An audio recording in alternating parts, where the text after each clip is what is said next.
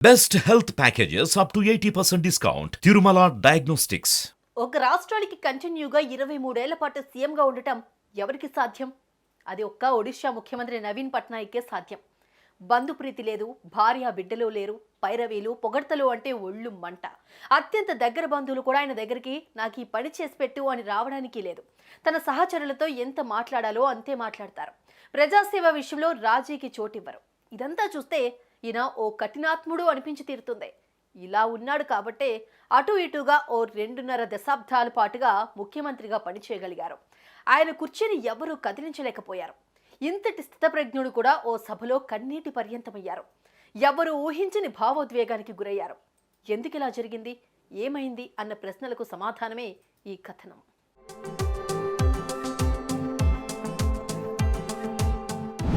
ఎందుకు నవీన్ పట్నాయక్ 12 దేశాల నుంచి వచ్చిన ఎన్ఆర్ఐల సభలో కంటనీరు చిందించారు అనే ప్రశ్నకు సమాధానం తెలుసుకునే ముందు ఓ యువకుడి కథ గురించి కాస్తంత తెలుసుకోవాలి. ఓ అసామాన్యుడిగా మారిన సామాన్యుడి గురించి తెలుసుకోవాలి. ఆయనే కిషన్ శేషదేవ్. ఒడిషా రాష్ట్రం సంబల్పూర్ జిల్లాకు చెందిన ఓ నిరుపేద గిరిజన కుటుంబంలో పుట్టిన ఓ గిరిపుత్రుడు. ఆయన 7 ఏళ్ల వయసులోనే తల్లి చనిపోయింది. తండ్రి అనారోగ్యం కారణంగా చిన్నతనంలోనే కూలీగా మారాల్సి వచ్చింది. ఓవైపు కూలీకి వెళ్తూ మరోవైపు పుస్తకాల సంచి తగిలించుకుని బడికెళ్లేవాడు. గుడ్డి దీపపు వెలుగులో అక్షరాలు అవపోసన పట్టేవాడు.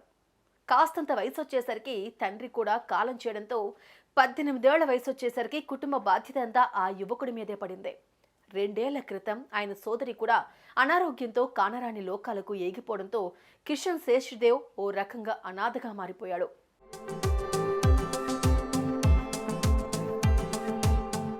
పుట్టింది కట్టు పేదరికంలో అయినా సరస్వతి కటాక్షం ఆయనకు వరంగా నిలిచిందే. 1వ క్లాస్ నుంచి +2 దాకా ఆయనే క్లాస్లో నెంబర్ 1. 2005లో ఉత్తమ విద్యార్థి అవార్డు కూడా అందుకున్నాడు.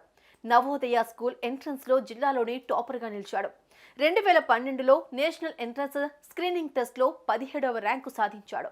ఆ సంవత్సరమే ఆయన తండ్రి చనిపోవడంతో టాపర్గా వచ్చిన ఇంటి పరిస్థితుల దృష్ట్యా ఎంఎస్సి ఇంటిగ్రేటెడ్ కోర్సులో చేరకుండా ఆగిపోయాడు. అయితే ఆ పక్క ఏడాది నెక్స్ట్ పరీక్షలు మళ్లీ రాసి ఈసారి 15వ ర్యాంకు సాధించారు. ఈసారి కోర్సులో జాయిన్ అయ్యాడు.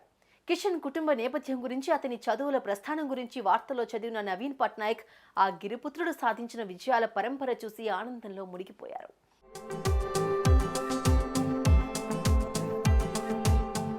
2018 ఒడిశా నాలెడ్జ్ హబ్లో ఓ పెద్ద మీటింగ్. విద్యావేత్తలు, మంత్రులు, ఉన్నతాధికారులు, టెక్నీషియన్స్ ఉన్న ఆ మీటింగ్ కు సీఎం నవీన్ పట్నాయక్ ముఖ్య అతిథిగా హాజరయ్యారు. ఆ మీటింగ్ లో కిషన్ శేషదేవ్ కూడా ఉన్నాడన్నది విని సభను ఉద్దేశించి ప్రసంగించాలి అంటూ ఆయన స్వయంగా కిషన్ ను వేదిక మీదకు ఆహ్వానించారు. చిరుగుల చొక్కా, కాళ్లకు స్లిప్పర్లు, చేతిలో పాత డొక్కు నోకియా ఫోన్ పట్టుకుని సంశయిస్తూనే కిషన్ వేదిక మీదకొచ్చారు. ప్రసంగం తర్వాత ఆ కుర్రాడిని మనస్ఫూర్తిగా గుండెలకు హత్తుకున్న నవీన్ పట్నాయక్ వెంటనే ఓ ఐఫోన్ తెప్పించి ఆ కుర్రాడి చేతిలో ఉంచాడు. చక్కగా చదువుకుని మరింత అభివృద్ధిలోకి రావాలి అంటూ ఎలాంటి సాయం కావాలన్నా తనకు చెప్పాలంటూ భుజం తట్టి వేదిక దిగి వెళ్లిపోయారు. ఆయన ఆప్యాయతకు కిషన్ కళ్లల్లో నీళ్లు తిరిగాయి.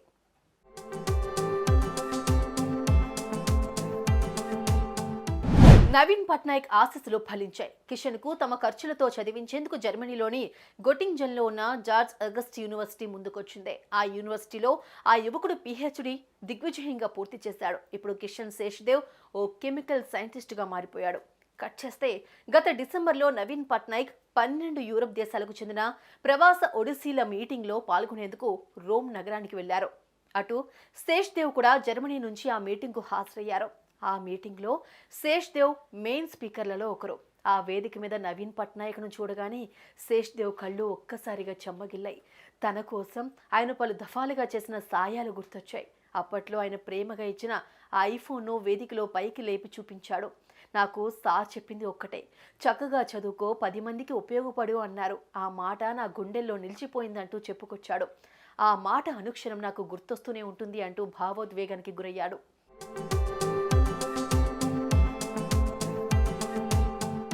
అప్పట్లో నాకు తినేందుకు తిండి లేదు, సోదరికి పెట్టేందుకు ఇంత బువ్వ కూడా లేదు. ఎన్నో పస్తులు పడుకున్న రోజులు. అక్షరాన్ని అండగా అందించిన ఓ ప్రజాప్రతినిధి దయ వల్ల నేనిప్పుడు నథింగ్ నుంచి ఎవ్రీథింగ్ అయ్యాను. ఒడిషాలో నాకు ఎవరూ లేరు సార్, మీరొక్కరే ఉన్నారు. తండ్రి లాంటి మీ దగ్గరకు వచ్చేయాలనుంది. ఇప్పటికే మా ఊళ్ళో ఓ కోచింగ్ సెంటర్ పెట్టించాను. అందులో 170 మంది పిల్లలు ఉచితంగా శిక్షణ పొందుతున్నారు. అదొక్కటే కాదు, ఎన్నో చేయాలి. 10 మందికి ఉపయోగపడు అన్న మీ మాటకు న్యాయం చేసి తీరాలి అంటూ కిషన్ అన్న మాటలకు ఎంతటి పరిస్థితుల్లో అయినా భావోద్వేగానికి ఏమాత్రం భయపడకుండా దాచుకోగల సత్తా ఉన్న నవీన్ పట్నాయక్ ఒక్కసారిగా చలించిపోయారు. ఆయనకు తెలియకుండానే కంట్లోంచి నీటి చుక్కలు గలగలా రాలే. అదో అద్భుత దృశ్యం.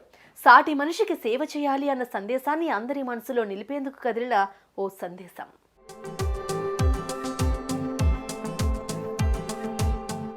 ఓ గిరిజన విద్యార్థి కష్ట నష్టాల జీవన ప్రయాణం ఇదే. రాజకీయ నాయకులంటేనే దోచుకుని దాచుకునేవారు అనుకునే వారికి నవీన్ పట్నాయక్ లాంటి వారు కూడా ఉంటారు అనే చెప్పే సజీవ సాక్ష్యం ఇదే. ఎంత కఠిన మనస్కుడికైనా గుండెల్లో గుంబనంగా దాగి ఉండే తడి ఉంటుందని, అది ఎంత ఆపుదామనుకున్నా కిషన్ లాంటి వారిని చూసినప్పుడు, వారి మాటలు విన్నప్పుడు కలిగే ఆనంద భాష్పాల సందడి ఇలా జలపాతాలలా దూకుతుందని తెలిపే ఓ నగ్న సత్యమిదే. ఇలాంటి ఘటనలు తెలిసాక కూడా hats off to Naveen Patnaik, best of luck to Kishan Seshdev అని అనకుండా ఎలా ఉండగలం? No chance.